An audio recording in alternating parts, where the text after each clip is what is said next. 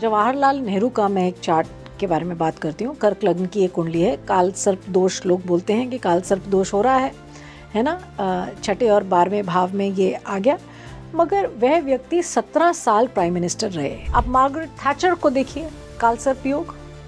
मगर ऐसा व्यक्ति, अब ये देखना पड़ेगा, अब मार्गरेट थैचर को अगर हम समझें तो राहु जो है वो 10वें भाव में आ रहा है। इसने एक राजयोग को भी उत्पन्न किया। राहु और केतु के बीच में ये सारे प्लैनेट्स आते हैं जिन्हें काल सर्प दोष कहा जा रहा है। अगर मैं कहूँ कि इस तरह का एक योग बन रहा है किसी की भी कुंडली में, क्या उसको परेशान होने की ज़रूरत है? क्या उनकी करियर ग्रोथ रुक रही है?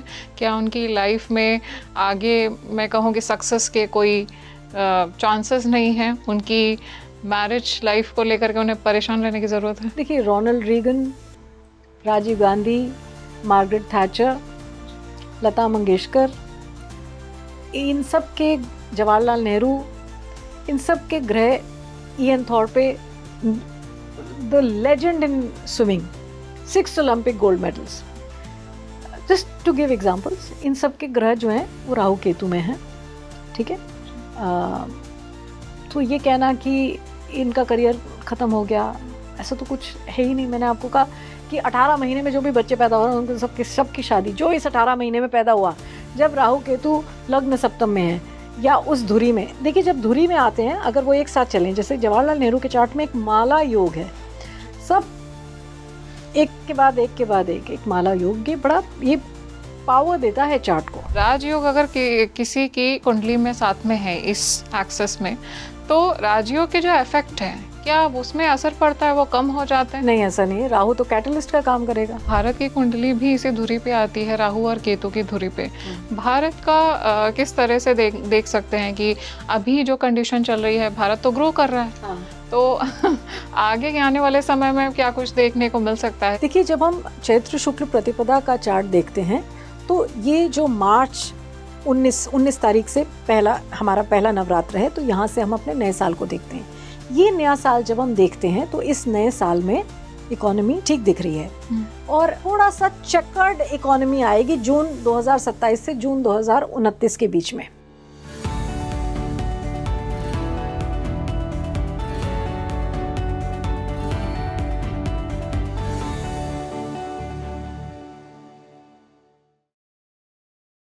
भारत की कुंडली में क्या काल सर्प दोष है? ट्रंप की कुंडली आखिर क्या कुछ कहती है? कैसे बड़ी बड़ी नामचीन हस्तियां यानी कि राजनेता और सेलिब्रिटीज काल सर्प दोष होने के बावजूद सक्सेस को हासिल कर चुके हैं? काल सर्प दोष सच में एक दोष है या फिर ये एक मिथ है, एक थ्योरी है? आज हम इन सभी बातों को डेप्थ में जानेंगे। इससे पहले कि मैं ये पॉडकास्ट शुरू करूं, आप अपने अपने बर्थ चार्ट खोल के बैठ जाइए और मुझे अपने कमेंट सेक्शन में ज़रूर बताइए कि क्या पोजीशनिंग है राहु और केतु की आपके बर्थ चार्ट में। हाय फ्रेंड्स, आप देख रहे हैं स्पीकिंग ट्री पॉडकास्ट और मैं हूं आपके साथ आपकी सहयात्री माधवी। आज हमारे साथ में जो मेहमान जुड़े हुए हैं वो बहुत ही खास हैं, क्योंकि वो ना सिर्फ एक रिनाउंड एस्ट्रोलॉजर हैं बल्कि वो हर चीज़ को वैदिक पॉइंट ऑफ व्यू से भी समझते हैं और बताते हैं।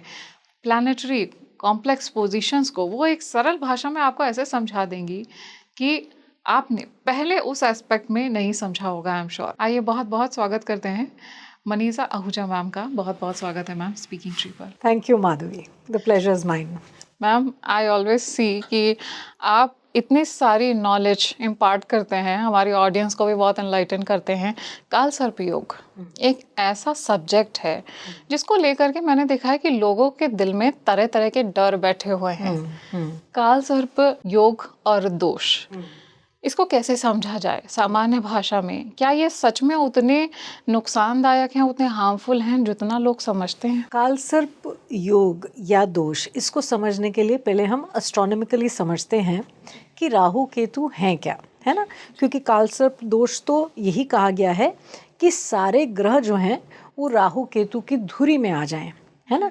तो ये काल सर्प माना गया है। फिर कहा जाता है कि ये धुरी लग्न सप्तम में, द्वितीय अष्टम में, ऐसे 12 भावों में आप इसको घुमाएंगे तो फिर आप इसे 12 प्रकार के काल सर्प दोष इसे कहा गया है, आप जानते हैं जैसे। तो पहले हम राहु केतु को एस्ट्रोनॉमिकली समझते हैं। आप जानते हैं कि अर्थ जो है वो सूर्य के आसपास चक्कर लगा रही है, और चंद्रमा जो है वो पृथ्वी के आसपास चक्कर है ना लगा रहा है। अब अर्थ जिस पाथ पे मूव करती है, that path is called the ecliptic.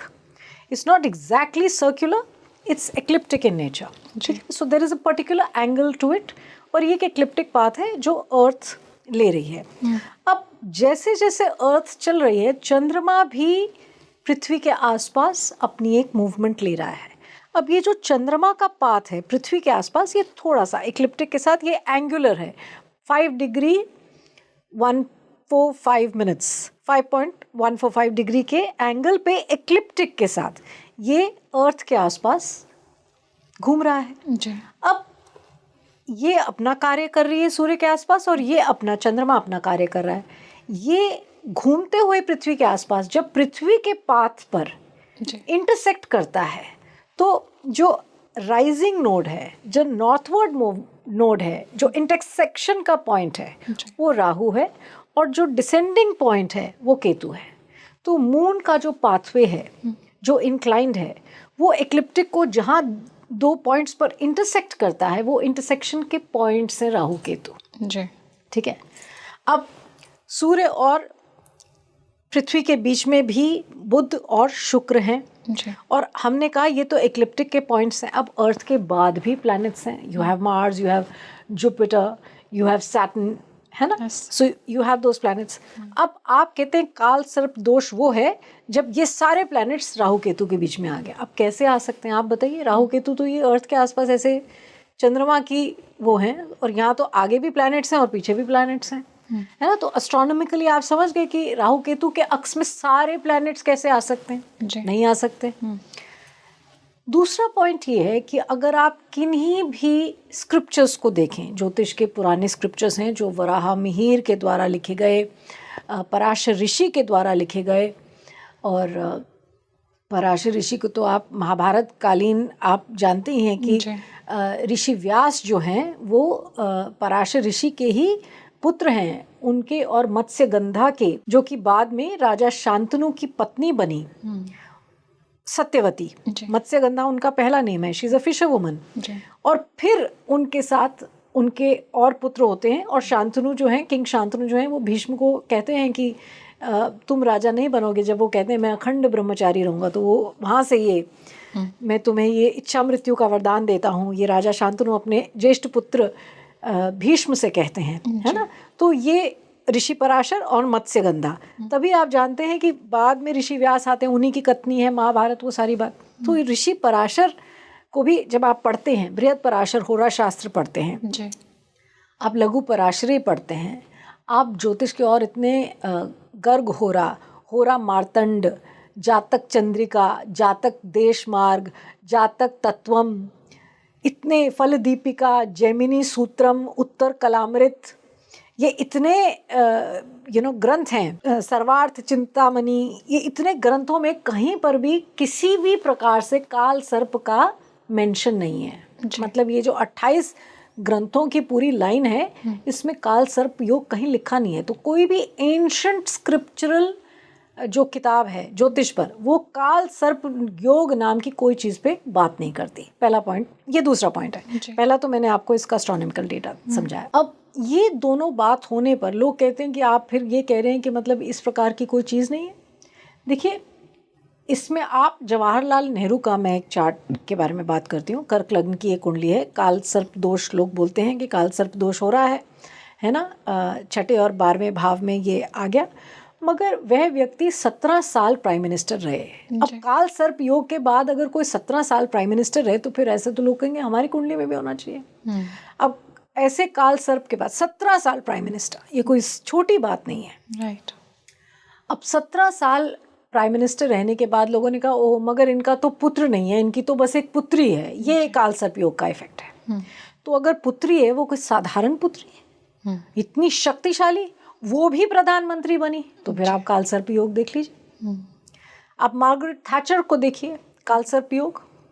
मगर ऐसा व्यक्ति, अब ये देखना पड़ेगा। अब मार्गरेट थैचर को अगर हम समझें तो राहु जो है वो 10वें भाव में आ रहा है, इसने एक राजयोग को भी उत्पन्न किया, और मैं आपसे इस पॉडकास्ट के दौरान इस बारे में भी बात करूंगी। आप इसको सिर्फ काल सर्प योग, क्योंकि देखिए राहु केतु तो एक राशि में 18 महीने रहते हैं, है ना। तो हम ये भी नहीं कह सकते कि उस 18 महीने में जो भी बच्चा पैदा हुआ, जो भी आया, उसमें उसको वही सब राज मिलेंगे, क्योंकि नक्षत्र परिवर्तन हो रहा है राहु का, बाकी ग्रह भी तो मूव कर रहे हैं ना, उन सबको समझना पड़ेगा। तो जो आपका सवाल है उसी पे मैं डाइग्रेस नहीं करते। तो आप ये जानिए कि एस्ट्रोनॉमिकली मैंने आपको समझाया किसी स्क्रिप्चर में नहीं है, मगर स्क्रिप्चर्स जो है वो सर्प योग या दोष की बात करते हैं। सर्प दोष, योग नहीं मैं बोलूँगी, सर्प दोष की बात तो करते हैं। जब जब मंगल केतु का कॉम्बिनेशन आता है, ऑब्वियसली राहु सामने है तभी मंगल केतु आएंगे, तो एक विस्फोटक अंगारक योग तो बनता है, इसको डिनाई नहीं किया जा सकता। मगर इसका काल सर्प से कोई लिंक नहीं है। वो तो मैंने आपको बता दिया कि ग्रह तो आगे भी हैं पीछे भी हैं। राहु केतु तो ऐसे चंद्रमा की धुरी पर आ रहा है ना। अब तो सर्प दोष तो ग्रंथ आपको बताते हैं कि है। राहु, मान लीजिए राहु केतु का अक्ष जो है वो पंचम और एकादश पर आ जाए, और मंगल अपने चतुर्थ या अष्टम एस्पेक्ट से इस पंचमस्त राहु को देखे या पंचमस्त केतु को देखे या शनि देखे, तो चाइल्डलेसनेस के या डिलेड चाइल्ड बर्थ के योग आते हैं। कई बार इसको आपके स्पाउस की कुंडली में भी देखना पड़ता है, और हम समझते हैं कि क्या ये डिले है, डिनायल नहीं है। किन्हीं केसेस में मिसकैरेजेस होते हैं पर इवेंचुअली बच्चा होता है। पर मंगल जब प्रभावित करता है पंचमस्त राहु या केतु के पोजीशन को, तब प्रॉब्लम तो होती है। मगर इसमें दूसरा प्लैनेट इन्वॉल्व है, इसलिए कहना कि अगर सिर्फ, अब आप जानिए राहु केतु, राहु पंचम में आ गया, मैथमेटिक्स बहुत अच्छा होता है। केतु पंचम में आ गया तो केतु थोड़ा सा, देखिए राहु डिजायर कॉज करता है, केतु डिटैचमेंट कॉज करता है। ये आपको समझना पड़ेगा। ये एक कार्मिक कॉम्बिनेशन आएगा। ये एक तरफ डिजायर है, एक तरफ डिटैचमेंट है जी, ये आप जानिए। तो ये धुरी ऐसे मूव करती है, एक तरफ डिजायर है, एक तरफ डिटैचमेंट है। तो इसलिए अगर अब केतु भी है, केतु को आप सिर्फ ये ना समझें पंचम भाव में आ जाता है, क्योंकि यहाँ पर मैं पंचम की भाव कर रही हूँ, पंचम में आ जाता है। तो आप देखेंगे ऐसा व्यक्ति लैंग्वेजेस में प्रवीण होगा, उसको बहुत सी लैंग्वेजेस आएंगी, and computers is also a language, binary language, yes that to.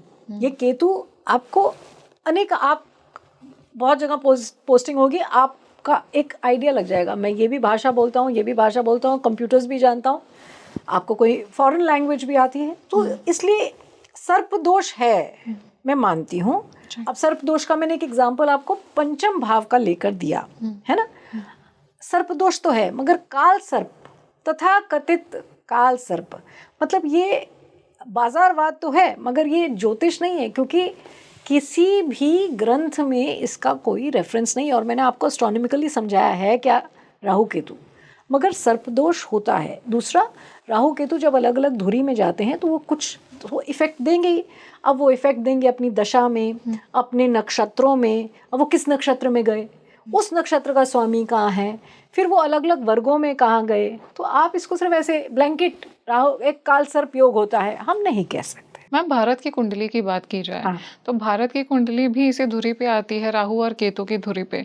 Bharat का किस तरह से देख सकते हैं कि अभी जो कंडीशन चल रही है, भारत तो ग्रो कर रहा है। हाँ। तो आगे के आने वाले समय में क्या कुछ देखने को मिल सकता है, और इसकी कुंडली को मैं समझना चाहूँ तो किस तरह से समझ सकते हैं? देखिए, भारत की कुंडली तो लोग कहते हैं कि ये तो काल सर्प दोष लग रहा है भारत की कुंडली पर। अगर इतना काल सर्प दोष लग रहा है तो पाकिस्तान का आप तो देखिए कि खंड भी, भूमि खंड भी टूट गया। भारत तो बिल्कुल भूमिखंड आ जरूर जाएगा, जाएगा नहीं जी, आ जरूर जाएगा, है ना।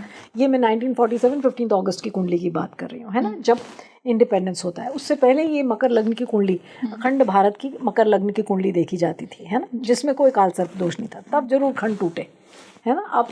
अब ये बहुत कम लोग जानते हैं कि ये कुंडली जिसे आप काल सर्प की कुंडली बता, मतलब जो तथाकथित काल सर्प है उसकी कुंडली बता रहे हैं, तो इस कुंडली को बनाने का आधार ज्योतिषीय गणना ही है। अब ये बात हमारे हिस्ट्री स्टूडेंट्स को नहीं पढ़ाई जाती, हिस्ट्री बुक्स में ये होनी चाहिए, क्योंकि हमारी country, we should be proud of our culture, our ancient systems, and jyotish is part of that, है ना।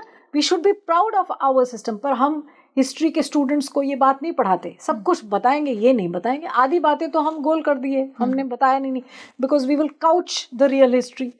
अब doctor Rajendra Prasad had approached 2 scholar authors, astrologers of India, Surya Narayan Vyas ji Ujjain से और हरदेव शर्मा त्रिवेदी जी सोलन से। ठीक है, अभी कोई पीछे गया था और उन्होंने फोटोग्राफ्स भेजी, का हरदेव शर्मा त्रिवेदी जी का एक घर है, वे खंडर बन गया सोलन में, देखा फोटो। ये वो लोग हैं जिन्होंने बताया कि किस समय होना चाहिए। तो इनको बताया, इनको डॉक्टर राजेंद्र प्रसाद ने कहा कि अब अंग्रेज जा रहे हैं, उन्होंने कहा कि अब ये इंडिपेंडेंस का यही समय है। पाकिस्तान का आप जानती हैं कोई ज्योतिषीय वो नहीं है, बेसिस नहीं है उनकी इंडिपेंडेंस का। मगर ये दोनों सीनियर एस्ट्रोलॉजर्स ने डिसाइड किया कि हम मिडनाइट 15th का, जब the clock will strike midnight, वो टाइम लेना है। क्यों? अभिजीत मुहूर्त, पुष्य नक्षत्र, सिर्फ राहु केतु नहीं देखे उन्होंने कहा चंद्रमा पुष्य नक्षत्र में, महानक्षत्र में, और वृषभ राशि के लिए, भारत की कुंडली वृषभ राशि के लिए शनि केंद्र और त्रिकोण दोनों का स्वामी है, इसलिए योग कारक है। और पुष्य नक्षत्र महानक्षत्र है, चंद्रमा का पुष्य नक्षत्र में होना स्थिर लग्न के साथ, यानी कि वृषभ राशि, पुष्य नक्षत्र, अभिजीत मुहूर्त। अब बहुत से लोग कहते हैं अभिजीत मुहूर्त तो सिर्फ दिन में होता है, राम जी का जन्म जो है वो अभिजीत मुहूर्त में है, नवमी तिथि, मधुमास, पुनीता, शुक्ल पक्ष, अभिजीत, हरिप्रीता। और हरिवंश पुराण में श्री कृष्ण के जन्म को रात्रि का, अभिजीत मुहूर्त का जन्म मिडनाइट का है, वो भी जन्म अभिजीत मुहूर्त बताया गया। ये हरिवंश पुराण में आता है, इसलिए दिनमान और रात्रिमान के बीच का मिड पॉइंट और रात्रिमान से दिनमान का मिड पॉइंट, ये दोनों ही अभिजीत मुहूर्त हैं। तो इन दोनों स्कॉलर एस्ट्रोलॉजर्स ने, हरदेव शर्मा त्रिवेदी जी ने और सूर्य नारायण व्यास जी ने, पुष्य नक्षत्र, अभिजीत मुहूर्त, स्थिर लग्न, जिसकी फाउंडेशंस हम कहते हैं कि स्ट्रांग होंगी स्थिर लग्न में, वृषभ लग्न लिया। ठीक है, और ये कॉम्बिनेशंस, उन्होंने नहीं कहा कि राहु केतु काल सर्प, अब ये तो अभी ज्यादा पुरानी बात नहीं है, तो 1947 उन्होंने इसमें ये भी देखा कि पहली दशा क्या लगेगी भाई, जो जिस नक्षत्र में चंद्रमा होगा उसके स्वामी की ही पहली दशा होगी। तो चंद्रमा पुष्य नक्षत्र का है, तो शनि, योग कारक शनि की पहली दशा मिलेगी। उसके बाद की, क्योंकि अगर आप फाउंडेशन दे रहे हैं उसकी स्टेबिलिटी के लिए आपको दशाएं देखनी पड़ेगी, आने वाला समय कैसा होगा। तो योग कारक शनि की दशा चली, उसके बाद द्वितीयेश और पंचमेश बुध की दशा चली, 17 साल की बुध की दशा चली, और उसके बाद लग्नेश शुक्र की दशा चली, है ना। इस बात को आप वो नहीं कर सकते। तो जो शुरुआत की, जब हम मैरिज के लिए भी चार्ट्स देखते हैं ना, तो हम देखते हैं कि शुरुआती दशाओं में बैलेंस हो जाएगा, मैनेज कर लेंगे, हम देखते हैं, क्योंकि एक आप फाउंडेशन दे रहे हो किस चीज़ को, तो आप कहते हो कि अब ये स्थिरत्व की तरफ जाए। तो इसमें भी ऐसा है, मगर आप देखिए कितना भारत ने उन्नति करी, है ना। और मेरी तो कितनी मैं प्रेडिक्शंस आप ही के पॉडकास्ट पे कर चुकी हूँ, 2030 तक आपको आहट आ जाएगी कि भारत सुपर पावर बनने की तरफ मुड़ चुका होगा, आहट आ जाएगी, है ना। और नेक्स्ट डेकेड में तो वर्ल्ड पावर्स की स्टैकिंग ही चेंज हो रही है, ये आप जाने। तो इसलिए ये आपके सामने एक जीता जाता एग्जाम्पल है। मगर अब राहु के लग्न में आने का प्रभाव भी होगा, क्योंकि अब मैं यहाँ पर कालसर्प की बात नहीं कर रही, मगर प्लैनेट तो जो भी है, ये 9 प्लैनेट्स है ना, राहु भी लग्न में बैठेगा, इफेक्ट देगा। अब राहु लग्न में आके बैठा तो थोड़ा सा, जिसे हम कहेंगे जो हमारा सिस्टम है, पुराना वैदिक कल्चर जो सिस्टम है, उसको राहु लग्न में आकर, क्योंकि नवम दृष्टि देता है, पंचम भी देता है और द्वादश दृष्टि भी होती है, तो नवम पे देखेगा तो देखेंगे। जबकि ऐसा नहीं है, इतने सारे ग्रह तीसरे भाव में बैठ के नवम भाव को देख रहे हैं, है ना। शनि नवमेश है इस कुंडली का, और तृतीय भाव से नवम भाव को देख रहा है। मगर राहु के लग्न में आने से एक थोड़ा सेक्युलरिज्म जो है वो कहते हैं ना, एग्जैजरेटेड सेक्युलरिज्म, नॉन कॉन्फॉर्मिस्ट, जैसा मैंने पहले बताया, non conformist, non traditional perspective देगा लोगों को। वो कहेंगे what is this, we are now educated, this is nothing. वो जो लार्जर ट्रूथ है, जो बृहस्पति देता है उसको थोड़ा सा, उनको थोड़ा सा फॉगी हो जाएगा, तो वो राहु लग्न में बैठा कर रहा है, तो ये थोड़ी सी प्रॉब्लम्स है। जैसे आपने बोला कि तथाकथित जो कहा जा रहा है कि कालसर्प दोष की कुंडली भारत की कुंडली को कहा जा रहा है, ऐसे में अभी जो मैं कहूँ कि एक्सटर्नल फ्रंट्स पे या दूसरे देशों के साथ में जो भारत के संबंध है उस तरफ अगर देखा जाए तो बाहर दूसरे देशों में जिस तरह के अनरेस्ट चल रहा है, जिस तरह की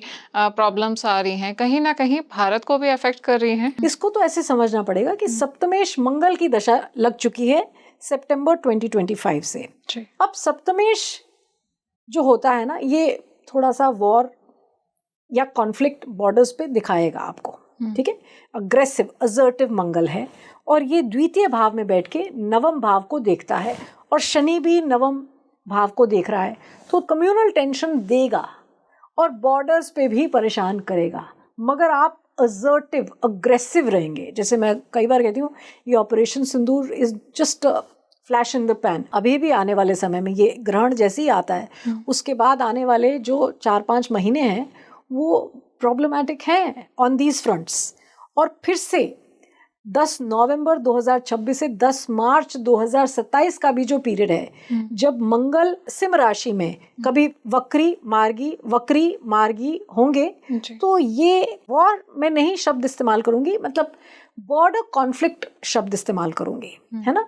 10 नवंबर 2026 से 10 मार्च 2027 भी मंगल चतुर्थ भाव में होकर अपनी चतुर्थ दृष्टि से केतु को देखते हैं, तो ये भी एक कॉन्फ्लिक्ट का समय आएगा नेबरिंग कंट्रीज के साथ, ये आप जान लीजिए, क्रिएट हो जाएंगे। बिल्कुल।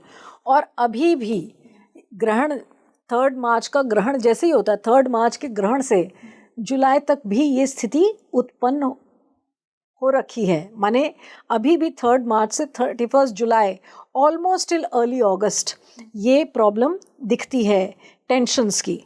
मगर ये आप हर चीज को राहु केतु पर नहीं डाल सकते हैं, बाकी भी प्लैनेट्स हैं, उनकी भी दशाएं हैं, उनको देखना पड़ेगा। मैम, आने वाले 2 साल की बात की जाए तो भारत का क्या कुछ फ्यूचर देखा जा रहा है? आने वाले 2 साल में क्या पोजीशनिंग होगी भारत की? देखिए, जब हम चैत्र शुक्ल प्रतिपदा का चार्ट देखते हैं तो ये जो मार्च 19 तारीख से हमारा पहला नवरात्र है, तो यहाँ से हम अपने नए साल को देखते हैं। ये नया साल जब हम देखते हैं तो इस नए साल में इकोनॉमी ठीक दिख रही है और थोड़ा सा चेकर्ड इकोनॉमी आएगी जून 2027 से जून 2029 के बीच में, है ना। और फिर मैं ये बड़ी बार कहती हूँ, जब शनि वृषभ राशि में प्रवेश करेंगे जून 2029 में और फिर वक्री होके फिर मार्गी होंगे और फिर से जून 30 से जून 2032, ये थोड़ा सा एक बहुत ज़्यादा चेंज का पीरियड आएगा और थोड़ा सा वीकनेस का पीरियड आएगा, मगर एकदम से ठीक हो जाएगा उसके बाद। क्योंकि मैंने कहा ना 2030 से तो आपको तब तक तो आहट हो जाएगी कि एक सुपर पावर, पर सुपर पावर बनने के रास्ते में भी कई बार थोड़ी सी अड़चने आती हैं, पर वो आगे निकल जाएगा। क्योंकि जब खंड प्रलय आता है तो ईस्ट राइज करता है, वेस्ट जो है वो नोज डाइव कर जाता है, और अब वो समय आ गया। वो आई थिंक विजिबल भी है, कहीं ना कहीं एविडेंट है। तो मैम, जैसे हम बात कर रहे हैं कालसर्प योग की, तो राहु और केतु के बीच में कई सारे प्लैनेट्स देखे जाते हैं। ऐसे में क्या इंसान जिसकी कुंडली में काल सर्प दोष देखा जा रहा है, क्या उसकी लाइफ में ग्रोथ भी आती है? और ऐसा भी होता है कि सब कुछ एकदम से होता है? क्योंकि राहु का तो एक नेचर है एकदम से, मतलब अगर राजा है तो रंक बना देगा, रंक है तो एकदम से राजा बन सकता है। मैं ऐसा नहीं कहूँगी, मैं कहूँगी कुछ ऐसी दशाएं हैं, और ये मैंने आप ही के पॉडकास्ट पे पहले भी, जैसे उत्तर कलामृत बृहस्पति शुक्र की दशा के बारे में बात करती है। बृहस्पति शुक्र और शुक्र बृहस्पति, ये राजा से रंक, रंक से राजा होने की दशा है। अब यहाँ पर मैं एक एग्जांपल देती हूँ। डोनाल्ड ट्रंप की कुंडली में मिड-ईयर 24 से मई 27 के बीच में बृहस्पति शुक्र की दशा से मैं यहाँ पर ग्रसित ही शब्द इस्तेमाल करूँगी, और आप देख रही हैं क्या हो रहा। और बिल्कुल ही मतलब वो मैं नहीं कहूँगी राजा से रंक, रंक से राजा, बट अब जैसे ये फाइल्स, एप्स्टीन फाइल्स भी रिवील हुई हैं, तो आप देख रहे हैं ऐसा मतलब पब्लिक शेमिंग है कि ये बृहस्पति से शुक्र दे रहा है, बृहस्पति शुक्र की दशा। मगर ये कहना कि ये काल सर्प दोष से हो रही है, यहाँ पर आपके सामने बृहस्पति शुक्र, आप कोई कहेगा दोनों ही बेनिफिक्स हैं। ये दोनों ही बेनिफिट्स हैं, तो ऐसा क्यों कर रहे हैं? पर बृहस्पति देवताओं के गुरु, शुक्र दैत्यों के गुरु, जब ये एक साथ आते हैं तो परस्पर विवाद, अब इनके बीच में आप कहें कि सामंजस्य बनेगा, तो ये पुश एंड पुल की स्थिति कॉज करते हैं। तो इसके साथ ये आप देखिए दोनों बेनिफिट्स हैं। उनकी दशा की बात करी मैंने, अभी मैंने यहाँ बात नहीं करी। डोनाल्ड ट्रंप की तो सिंह लग्न की कुंडली है, ठीक है, और बृहस्पति इस सिंह लग्न की कुंडली के लिए अष्टमेश भी हैं, है ना, इस बात को, और शुक्र तृतीयेश भी हैं। तो हमें ये भी समझना पड़ेगा। इसलिए ये कहना कि राजयोग उत्पन्न कर दिया है ना एक काल सर्प योग ने, जैसा कि मैंने कहा कि 18 महीने राहु केतु एक धुरी पकड़ते हैं, तो उस 18 महीने में पैदा हुआ हर बच्चा, है ना, और दशाएं इंपॉर्टेंट हैं जैसा कि मैंने आपसे कहा। और यहाँ पर मैंने आपसे ये भी बृहस्पति शुक्र की बात करी और ये कहा कि धुरी को लेकर आप नहीं बता सकते, ये धुरी आपने देखी और आपने कहा बस ये राजयोग है, ऐसा नहीं होता। आप अगर अब जैसे मार्गरेट थैचर का एग्जाम्पल लेते हैं, आप ये देखेंगे कि राहु दशमस्थ हैं, मगर दशमेश दशम भाव को देख रहा है, या दशमेश एकादश भाव को देख रहा है, या एकादश भाव में स्थित है, तो राजयोग की स्थिति उत्पन्न होती है। राहु का केंद्राधिपति जो केंद्र का स्वामी है, त्रिकोण के स्वामी से कंजंक्शन, केंद्रों में कंजंक्शन, त्रिकोणों में कंजंक्शन, ये राजयोग देता है। मगर इसको समझना पड़ेगा कैसे, किन नक्षत्रों में है, वर्गों में कहाँ कहाँ गया, नवांश में कहाँ है, दशांश में कहाँ है। मगर अगर हम मेन चार्ट देखें तो राहु का दशमेश के साथ युति और दशमेश में स्थित होना, एकादश में स्थित होना, ये अच्छा बताया गया है। तीसरे, छठे और एकादश में राहु को अच्छा बताया गया है। इसका मतलब ये जो स्थिति है ये अच्छी है ना, मगर इसके अपनी प्रॉब्लम्स आती हैं, है ना, इसकी अपनी प्रॉब्लम्स आती हैं। मगर आपको ये देखना पड़ेगा कि राहु को हम हमेशा मैलेफिक ही देखते हैं, केतु जो है वो ऑलवेज मैलेफिक नहीं है। फॉर एग्जाम्पल जेमिनी के जो सूत्र हैं उसमें केतु को, जैसा मैंने पहले बताया, डिटैचमेंट के लिए तो देख ही रहे हैं, मगर मैलेफिक नेगेटिव नहीं देखते। इसको हम कहते हैं ये स्पिरिचुअल, आपको आपके चार्ट में जो स्पिरिचुअल तार है उनकी झंझनाहट है केतु है ना। बट वी हैव टू सी कहाँ बैठा है, किन से युक्त है।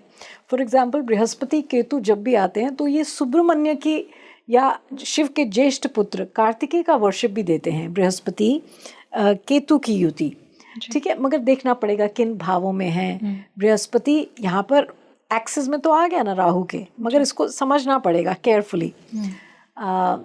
सो ये एक पॉइंट है कि केतु डिटैचमेंट दे रहा है और ये मायावी है, राहु जो है ये मायावी है, इल्यूजन क्रिएट करता है, आपको माया में बाध्य रखता है, आपको छूटने नहीं देता। आपने समुद्र मंथन की कहानी सुनी है जहाँ से हम कहते हैं राहु केतु उत्पन्न ही कैसे हुए जी। और समुद्र मंथन की उस कहानी में आप जानते हैं कि सूर्य और चंद्रमा ने ही कहा, वो सूर्य और चंद्रमा के बीच में जाके स्वरभानु बैठ गए। स्वरभानु जो कि सिंहिका के पुत्र हैं, है ना जी। सिंहिका के पुत्र हैं, चंद्रमा और सूर्य के बीच में जाके बैठ गए और उन्होंने ही कहा कि ये देखो बैठा है।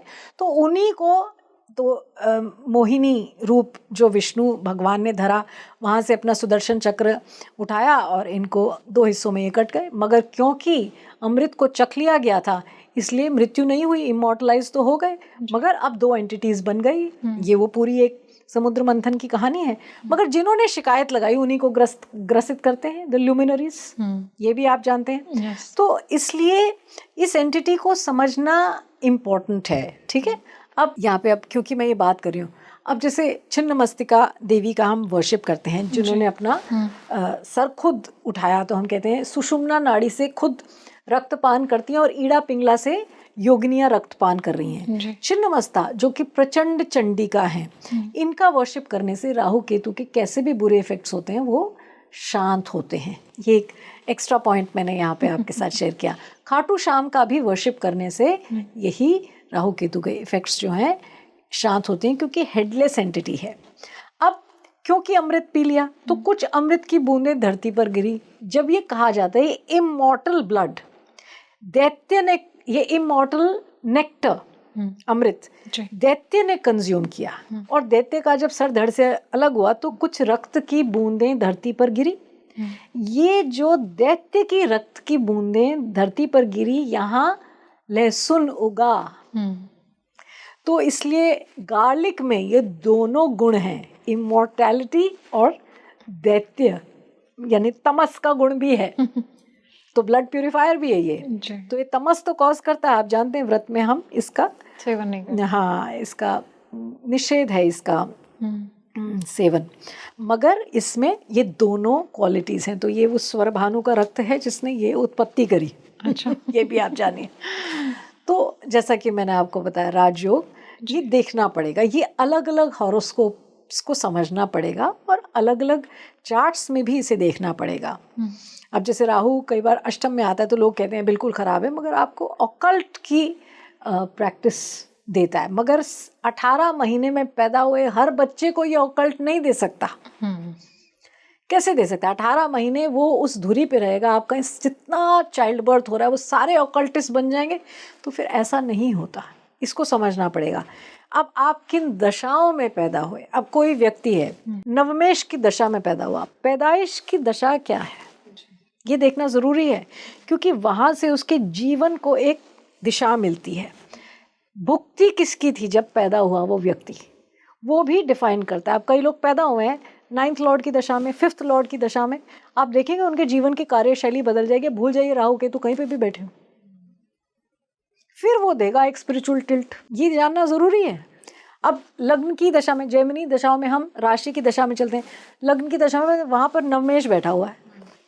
जिंदगी को पैदा उत्पत्ति का कारण क्या, आगे जो जीवन की एक धारा है वो बदल जाएगी। मैम, तो कालसर्प दोष जिनकी कुंडली में होता है, क्योंकि केतु भी वहाँ पर है, तो क्या डिटैचमेंट के साथ में केतु एक स्पिरिचुअल इंक्लिनेशन भी लाता है उनके अंदर? मैंने आपको इसका जवाब तो दिया कि पहली बात तो कालसर्प को हम ऐसे स्पेसिफिकली नहीं देखेंगे, अलग अलग प्लैनेट्स अलग अलग घरों में है ना। मैंने तो नेगेट ही कर दिया कि कालसर्प नाम की कोई चीज़ नहीं है। अब स्पिरिचुअली जैसा कि मैंने आपको अभी एग्जाम्पल्स दिए कि पैदाइश किस समय में है, अब फिर नहीं मैटर करता कि राहु केतु कहाँ बैठे हैं जी।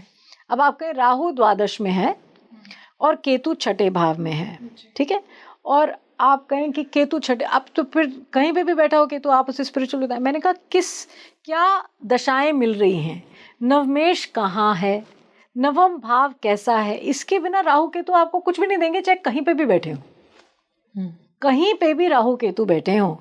अगर आपका नवम भाव स्ट्रांग नहीं है, नवमेश स्ट्रांग नहीं है, जुपिटर अनटेंटेड नहीं है, ब्लेमिशलेस जुपिटर चाहिए हमें, अगर ये सब नहीं है और आप कहें मेरा केतु तो द्वादश भाव में, इसको मोक्ष हो जाएगा, तो इससे बड़ी गलत फहमी कोई और नहीं हो सकती।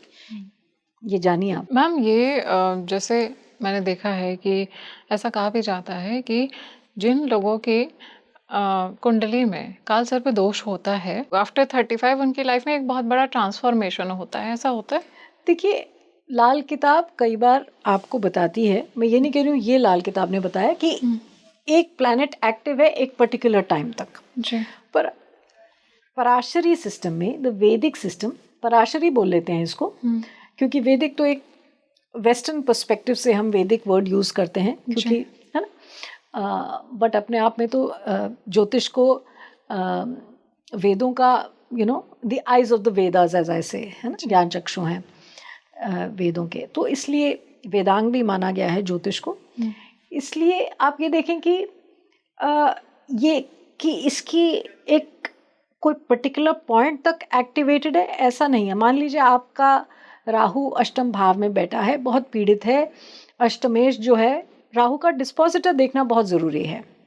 मैं यहाँ पे कालसर्प की बात नहीं कर रही हूँ, मैं डिस्पोजिटर की बात कर रही हूँ, क्योंकि मैंने तो कहा है कालसर्प नाम की कोई चीज़ नहीं, ग्रंथ इसको नहीं बताते, मगर सर्प दोष होता है। मगर राहु केतु को एज द नोड्स हम स्टडी ज़रूर करते हैं, क्योंकि दशा आती है इनकी। पराशर ऋषि ने भी इनको दशा दी है, दशा दी है, इसका मतलब इनका इफेक्ट होगा।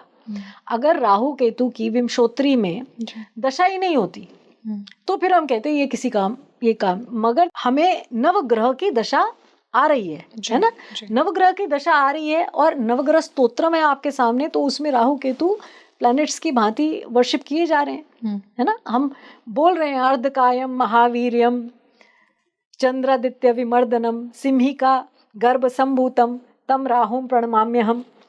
पलाश पुष्प संकाशम तारका ग्रह मस्तकम रौद्रम रौद्रात्मकम घोरम तम केतुम प्रणमाम्यहम। ये मंत्र करने से वैसे भी राहु केतु शांत होंगे, मगर आपने केतु को देखा, रौद्रम रौद्रात्मकम, केतु अद्वैत भी दर्शाता है। तो ये कुछ कॉम्बिनेशंस, जैसा कि मैंने आपको बताया, राहु के डिस्पोजिटर को समझना जरूरी है। सो मैम, जब राहु और केतु के बीच में ये सारे प्लैनेट्स आते हैं जिन्हें कालसर्प दोष कहा जा रहा है, अगर मैं कहूँ कि इस तरह का एक योग बन रहा है किसी की भी कुंडली में, क्या उसको परेशान होने की ज़रूरत है? क्या उनकी करियर ग्रोथ रुक रही है? क्या उनकी लाइफ में आगे मैं कहूँ कि सक्सेस के कोई चांसेस नहीं हैं? उनकी मैरिज लाइफ को लेकर के उन्हें परेशान रहने की ज़रूरत है? देखिए, Ronald Reagan, Rajiv Gandhi, Margaret Thatcher, ji, Lata Mangeshkar, इन सब के, जवाहरलाल नेहरू, इन सब के ग्रह, Ian Thorpe, the legend in swimming, 6 Olympic gold medals, just to give examples, इन सब के ग्रह जो हैं वो राहु केतु में हैं। ठीक है। जी, तो ये कहना कि इनका करियर खत्म हो गया, ऐसा तो कुछ है ही नहीं। मैंने आपको कहा कि 18 महीने में जो भी बच्चे पैदा हो रहे हैं उनके सबकी शादी जो इस 18 महीने में पैदा हुआ, जब राहु केतु लग्न सप्तम में है या उस धुरी में, देखिए जब धुरी में आते हैं, अगर वो एक साथ चलें, जैसे जवाहरलाल नेहरू के चार्ट में एक माला योग है, जी, सब एक के बाद एक के बाद एक माला योग, ये बड़ा ये पावर देता है चार्ट को। इसलिए ये कहना, राहु केतु आपको कई बार अनकन्वेंशनल मैरिज दे सकते हैं लग्न और सप्तम की धुरी पे। आप अपने ट्रेडिशन और परंपरा से दूर जा सकते हैं, कल्चरली दूर जा सकते हैं। आपको कोई कहे कि रूढ़िवाद में आप भरोसा करें या विश्वास करें, आप नहीं करेंगे, क्योंकि राहु लग्न में आपको क्वेश्चन करेगा। आप क्वेश्चन करोगे द ट्रेडिशनल थिंग्स को, the traditional way of life को। जनेऊधारी ब्राह्मण हैं आप, मगर अल्कोहल पी रहे हैं। मगर इसको सिर्फ लग्न सप्तम से नहीं, दूसरे भाव को भी देखना पड़ेगा, क्योंकि ओरली आप क्या खा रहे हैं ये हम दूसरे भाव से भी देखेंगे। But to say that this is happening because इनका करियर नाश है, ऐसा नहीं होता। इनकी शादी खत्म है तो फिर तो मैंने वही कहा, 18 महीने में जो भी बच्चा पैदा हुआ जिसका लग्न और सप्तम में राहु है, उसका तो फिर ऐसा नहीं होता। पर कई बार थोड़ा सा कास्ट में डिफरेंस आ गया, थोड़ा सब कास्ट में, रिलीजन में नहीं। रिलीजन में डिफरेंस आने के लिए फिर ये चंद्रमा से सप्तम को देखना पड़ेगा, लग्न से सप्तम को देखना पड़ेगा, सप्तम पद बनाना पड़ेगा, ये सब देखना पड़ेगा, सप्तमेश से देखना पड़ेगा, नवांश को देखना पड़ेगा। इनमें बहुत ज़्यादा मैलेफिक इन्फ्लुएंस आता है, मंगल शनि राहु केतु, फिर हम कहेंगे कि हाँ भाई शादी में प्रॉब्लम है। ऐसे ही सिर्फ राहु केतु से हमें ये नहीं कहना, थोड़ा सा नॉन कॉन्फॉर्मिस्ट ज़रूर बनाएगा लग्न सप्तम का, है ना। मैम, तो कालसर्प दोष की हम बात कर रहे हैं, तो इसमें जिसकी कुंडली में कालसर्प दोष है, क्या ऐसा देखा गया है वैसे कि उनकी जो मैरिज है वो डिलेड होती है? मतलब आफ्टर 35 यूजुअली उनकी मैरिज हो रही है या मैरिज में प्रॉब्लम्स हो रही है? देखिए, मैंने इसी का अभी जवाब दिया आपको कि 18 महीने में पैदा हुआ बच्चा, चार्ट क्या है? चार्ट तो आपकी पैदाइश का टाइम है ना। ठीक है। ऐसा तो है नहीं कि 35 साल में चार्ट आपका बदल जाएगा। आप जब when you left the mother's womb, हम तो उसी समय का चार्ट बनाते हैं। 35 साल में वो चार्ट बदलता नहीं है, 25 साल में वो बदलता नहीं है।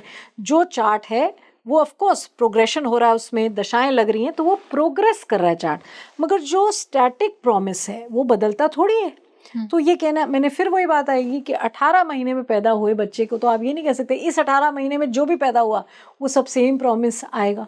दशा क्या है, डिस्पोजिटर कहाँ है, उससे देखा जाएगा ना। और सप्तम में राहु केतु आ गए, आप डिस्पोजिटर देखें, आप बाकी मैलेफिक्स देखें, तो ये सब देखना पड़ता है ये बताने के लिए। मैम, तो जो गोचर होता है राहु और केतु का, गोचर, जी, हाँ। गोचर में अगर बीच में सारे प्लैनेट्स की पोजीशनिंग एक ऐसी आ गई तो क्या काल सर्प दोष बनता है? बिल्कुल भी नहीं, ये बहुत ही मतलब इट्स अ फैलेसी। गोचर में तो कोई कालसर्प, जब नेटल कालसर्प नहीं है तो गोचर में भी नहीं बनता। मगर जब राहु केतु आपके नेटल एक्सिस को इफेक्ट करते हैं, अच्छा, आपका नेटल एक्सिस है, मान लीजिए आपकी कुंभ लग्न की कुंडली है और कुंभ और सिंह के एक्सिस पर राहु केतु हैं। अब 18 साल लगते हैं राहु केतु को उस एक्सिस पे दोबारा आने के लिए, ठीक है। अब 36 साल में आप 36 साल के हुए, वो दोबारा उसी एक्सिस पे आएगा, ठीक है। अब 36 साल के बाद जब वो उस एक्सिस पे आया तो राहु केतु जब अपने ही एक्सिस पे आते हैं तो थोड़ा प्रॉब्लमैटिक, जनरल ट्रेंड है कि वो प्रॉब्लमैटिक होता है। पर ये कहना कि गोचर में सारे प्लैनेट्स, क्योंकि चंद्रमा तो 2.25 दिन में अपनी राशि बदल देगा, महीने के अंतर्गत अंतर बुध और शुक्र अपनी राशि परिवर्तित कर देंगे, तो आप कहेंगे काल सर्पयोग 25 दिन के लिए बना था।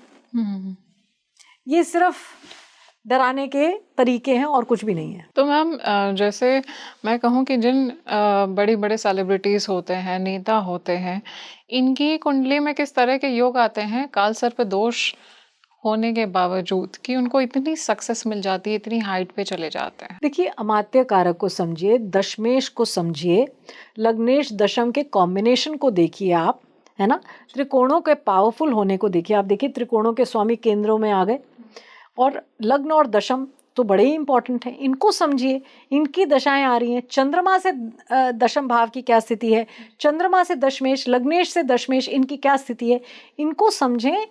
तो ऐसे तो राहु केतु तो सभी के, देखिए सभी के कुंडली में 9 ग्रह बैठे हुए हैं, सभी की कुंडली में 12 ही ऑप्शंस है राहु केतु की, कोई 13वीं ऑप्शन है नहीं। अब आप कहें कि 12 प्रकार की दुनिया है, ऐसा नहीं है। 12 तरह के सर्प दोष में से कौन सा दोष सबसे ज्यादा हानिकारक होता है? नाग तो नवनाग हम वैसे भी वर्शिप करते हैं, है ना, पर ये बात सही है, मैंने कहा सर्प दोष होता है और मैंने उसको एक्सप्लेन भी किया। मगर इसमें कौन सा खराब है, मैंने कहा 12 प्रकार के ही ऑप्शंस हो सकते हैं राहु केतु के। अब आप कहें इस 12 प्रकार में कौन से सही हैं कौन से गलत हैं, मगर एक जनरल बात है कि तीसरे, छठे और एकादश में राहु ठीक है, दशम में भी कई बार फलदायी होता है, मगर चतुर्थ दशम की धुरी को हम यूजुअली, चतुर्थ सुख है, माँ है, वाहन है, उसमें केतु को हम या राहु को हम कहते हैं नहीं, मगर केतु देखिए डिस्टर्बेंस देता है या स्टॉपेज देता है कहीं बैठा हुआ, टेक्निकल एजुकेशन भी देते हैं। अब ये आ गए पंचम एकादश में, आप कहें सिर्फ बच्चे का नहीं होगा, मैं कहूँगी ये टेक्निकल एजुकेशन दे देंगे। इंजीनियर्स का देखिए आप, चंद्रमा से पंचम, लग्न से पंचम, टेक्निकल प्लैनेट्स आ जाएंगे, और टेक्निकल प्लैनेट्स मैलेफिक्स ही हैं। टेक्निकल बैलेंस, तो इसलिए ये कहना ये खराब हो गया। अब किसी ने इंजीनियर बनना है, उसके पंचम एकादश पे राहु केतु आ गए, तो इसको आप कह दें खराब है। जनरल ट्रेंड इज तृतीय, छठे और एकादश, मगर कोई कालसर्प योग नाम की चीज है नहीं, तो इसलिए 12 प्रकार के तो हो भी नहीं सकते। तो मैम ये जो दोष जिनकी हम बात कर रहे हैं, आजकल बहुत बात होने लगी है, पहले तो नहीं होता था, जैसे आपने बोला कि वैदिक स्क्रिप्चर्स में कहीं नहीं कहा गया, ये बाजारवाद है, ये ज्योतिष नहीं है। मैंने आपको भी समझाया कैसे ये आ रहा है। मगर अब देखिए राहु चंद्रमा के साथ बैठा है, मंगल से दृष्ट है, तो मानसिक पीड़ा होगी। राहु चंद्रमा के साथ बैठा है, वृश्चिक राशि में बैठा है, राहु चंद्रमा डेबिलिटेटेड है, राहु के साथ युत है, तो fears, phobias, mental harassment, nightmares, ये सब होंगे डिपेंडिंग। अब चंद्रमा वृश्चिक में, नवांश में भी वृश्चिक में चला गया, वर्गोत्तम हो गया, ट्रबल नहीं लेगा। चंद्रमा माइंड है, राहु केतु का उसे ग्रसित करना, अब ये तो कॉम्बिनेशन है अलग अलग प्लैनेट्स की तरह। ये कहना कि ये अब किसी का काल सर्प दोष नहीं है, मगर राहु केतु मंगल, राहु केतु के एक्सिस में चंद्रमा आ गया और मंगल आ गया, काल सर्प की जरूरत नहीं है उसे, फिर वो परेशान होगा, मेंटली हरास होगा। काल सर्प और नो काल सर्प, जिसको आप काल सर्प कह रहे हैं, मैं तो कह रही हूँ ये एंटिटी नहीं है। आपने कहा सारे प्लैनेट्स आ गए इस धुरी में, और राहु के साथ बैठ गया चंद्रमा और बैठ गया मंगल। अब ना भी हो सारे प्लैनेट्स इस दूरी के अंदर, बाहर भी हो, मगर ये कॉम्बिनेशन आ गया, ये आपको ज्यादा ट्रबल देगा। तो मैम राहु और केतु के साथ में और भी प्लैनेट्स अगर इसकी एक्सेस के बीच में बैठे हुए हैं, इन दैट केस राजयोग जो होता है, राजयोग अगर किसी की कुंडली में साथ में है इस एक्सेस में, तो राजयोग के जो इफेक्ट है, क्या उसमें असर पड़ता है, वो कम हो जाते हैं? नहीं, ऐसा नहीं है, राहु तो कैटलिस्ट का काम करेगा। अच्छा, राहु बढ़ा देगा उसको। हाँ, कैटलिस्ट का काम करेगा। आप देखें, जैसे मैंने मार्गरेट थैचर का बताया, वो राहु की दशा में ही प्राइम मिनिस्टर बनी, राहु की दशा में ही उन्होंने लेबर पार्टीज को बैठा दिया जिसे कहते हैं, है ना, और बहुत ही इकोनॉमी को एक नया ही मोड़ दिया, और राहु की दशा खत्म हुई और मार्गरेट थैचर भी प्राइम मिनिस्टर नहीं बनी। और वो जो समय था उसी ने ऊपर दिखाया और राहु की दशा खत्म हुई। जॉर्ज बुश सैटर्न राहु में प्रेसिडेंट बने, तो इसलिए राहु की दशा में आप ये नहीं कह सकते, तो कैटलिस्ट का भी काम करता है।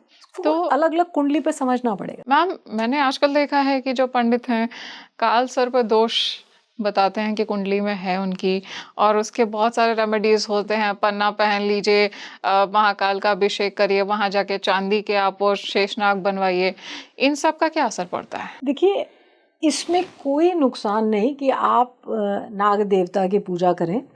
आप जानते हैं कि शिव के गले में वासुकी नाग बैठे हैं, जी। है ना। तो पंचम चक्र पे नाग, पंचम चक्र विशुद्धि चक्र पे नाग बैठे हैं, है ना। नाग वहां तक पहुंच गए। कुंडालिनी भी सर्पेंटाइन है, आप जानते हैं। जी। और पंचम तिथि ही है नागों की। तो नाग देवता को वैसे भी वर्शिप करना चाहिए। आप अपने शरीर में बैठी शक्ति को वर्शिप कर रहे हैं। और नाग देवता के वर्शिप से राहु केतु शांत होते हैं। नाग देवता, आप साउथ इंडियन मंदिरों में जाएं तो देखिए हर जगह नाग देवता पूजे जा रहे हैं। गणपति के आसपास राहु केतु दिखाए हुए हैं, सर्पेंटाइन। जी। तो नाग देवता का वर्शिप ठीक है। आप भगवती नागेश्वरी का वर्शिप कर सकते हैं। आप मनसा देवी को जानते हैं, मनसा देवी का वर्शिप करते हैं। मनसा ही नागेश्वरी हैं। जी। जहाँ जहाँ मनसा देवी वर्शिप करते हैं, शी इज भगवती नागेश्वरी। आप नाग गायत्री पढ़ सकते हैं।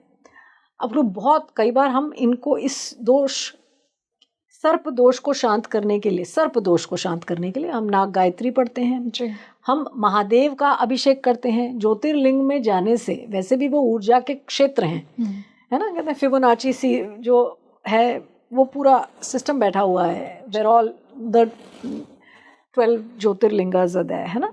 तो महादेव का वर्शिप करने से, क्योंकि उन्होंने तो स्वयं ही पंचम अपने, जहाँ वो मैंने कहा गया है शिव अब नीलकंठ हैं, अपने ही विशुद्धि पे नाग वासुकी बैठे हैं, है ना। तो महादेव का अभिषेक, महादेव का वर्शिप करने से भी ये दोष, सर्प दोष शांत होता है। या राहु या केतु, मैं यहाँ पर इसको ये नहीं कह रही कि सब उसकी दूरी में है, मगर अगर ये आपको तकलीफ दे रहे हैं तो ये शांत तो होते हैं महादेव का वर्शिप करने से। मैंने पहले कहा कि छिन्नमस्तिका देवी का वर्शिप करने से। अब छिन्नमस्तिका प्रचंड चंडिका है। अब आप कहें कि ये आपकी पद्धति या परंपरा में छिन्नमस्तिका नहीं है, तो दुर्गा जी का वर्शिप करने से भी दैत्य शांत होता है। ये जो राहु केतु हैं ये शांत होते हैं।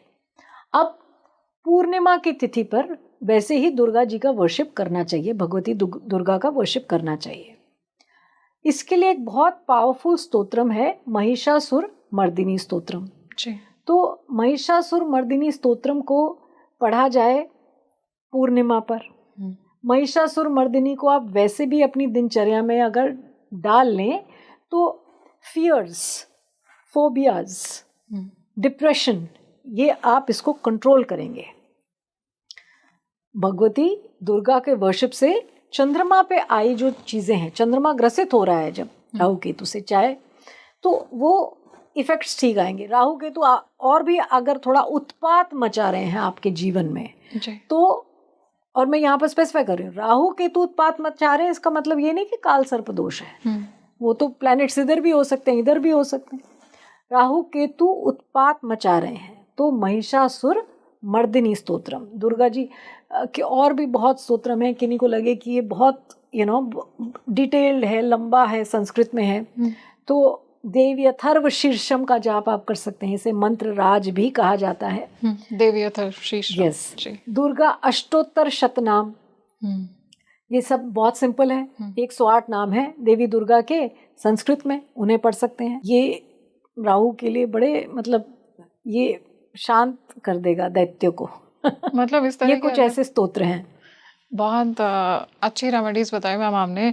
इस तरह का मतलब अगर महादशा आ जाती है या दशा आ जाती है किसी की लाइफ में कि राहु और केतु की धुरी में बीच में अगर प्लैनेट्स आ रहे हैं, सो चंद्रमा पर ध्यान देने की जरूरत है। राहु और केतु को शांत करने के लिए क्या कुछ कर सकते हैं? और चंद्रमा ना भी अगर आया, मंगल शनि के ऊपर गोचरस्थ राहु केतु आ गए, दशा चल गई, अपने से षडाष्टक में किसी प्लैनेट की दशा चल गई, इसको ऐसे नहीं बताया जा सकता कि चंद्रमा पे आ गया। और 50 तरीके हैं इसको देखने के लिए। आपको अगर ये प्लैनेट संग कर रहे हैं तो आप ये रेमेडीज कर सकते हैं। Thank you so much ma'am for such a beautiful insight and discussion. बहुत अच्छा लगा, बहुत ज़्यादा मुझे ऐसी चीज़ें पता चली जो शायद नहीं पता थी, and I am sure audience को भी बहुत सारी चीज़ें पता चली होंगी, बहुत सारे मिथ्स ब्रेक हुए होंगे और बहुत सारे, मैं कहूँगी कि जो डर थे वो ख़त्म हुए होंगे। आज के डिस्कशन के लिए बहुत अच्छा लगा and thank you so much for joining. Thank you Madhavi, always a pleasure. आज हमने जाना कि काल सर्प दोष किस तरह से हमें अफेक्ट करता है, ये सच में होता है या नहीं होता है, सर्प दोष क्या होता है, क्या काल सर्प दोष जिनकी कुंडली में देखा जा रहा है उनकी कुंडली में, उनकी लाइफ में नेगेटिव इफेक्ट्स पड़ते हैं या फिर सक्सेस के भी आयाम खुल जाते हैं। आज इन सभी बातों का हमने जाना है और मुझे कमेंट सेक्शन में ज़रूर बताइए अपने अपने बर्थ चार्ट खोल करके कि क्या आपके बर्थ चार्ट में भी ऐसे प्लैनेटरी पोजीशंस बन रही हैं जिनमें राहु और केतु एक्सिस के बीच में बाकी के 7 प्लैनेट्स आ रहे हैं। और अगर ऐसी पोजीशनिंग आपकी कुंडली में है तो आपकी लाइफ में चैलेंजेस आ रहे हैं या आप सक्सेस की तरफ आगे बढ़ रहे हैं। आज के लिए इस पॉडकास्ट में इतना ही। नमस्कार।